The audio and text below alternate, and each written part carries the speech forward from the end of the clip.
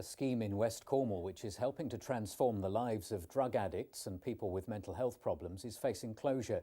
The PEAT project, which stands for Plant, Eat and Teach, runs a community garden for vulnerable adults in the Penzance area. But funding runs out this summer, and if more money isn't found soon, it'll be forced to shut. Spotlight's Julia Peat has been to meet some of those involved.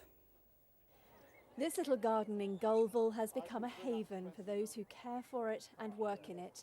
Set up 5 years ago, its aim is to help improve the quality of life and well-being of some of the most vulnerable in the community.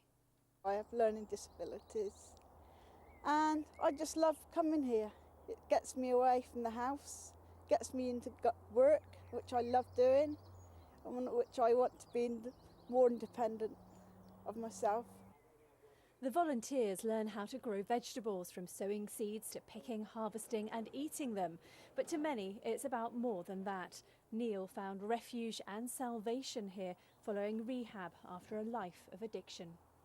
It's really important for me at the moment, when the alcohol and the drugs need to be, my number one priority, that I'm not under any pressure here and I don't feel judged here.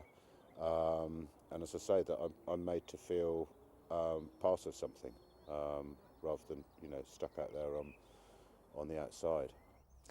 So this project is certainly bearing fruit in more ways than one. A recent report found that every pound spent here is worth almost 4 times that in terms of its social value. That's improved health and employment prospects of those taking part, and also its environmental impact. It costs around £65,000 a year to run.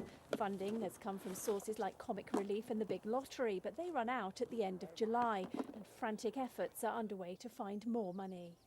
We've invested 5 years in this project, but more than that, for the people who come here, who, for some of them have been coming here right from the beginning. Some of them are new to the site, but immediately they feel it's a place for them where they can come and just be themselves. Since the project started, 400 volunteers have benefited. Unless funding can be found soon, these could be among the last. Julia Peat, BBC Spotlight, Penzance.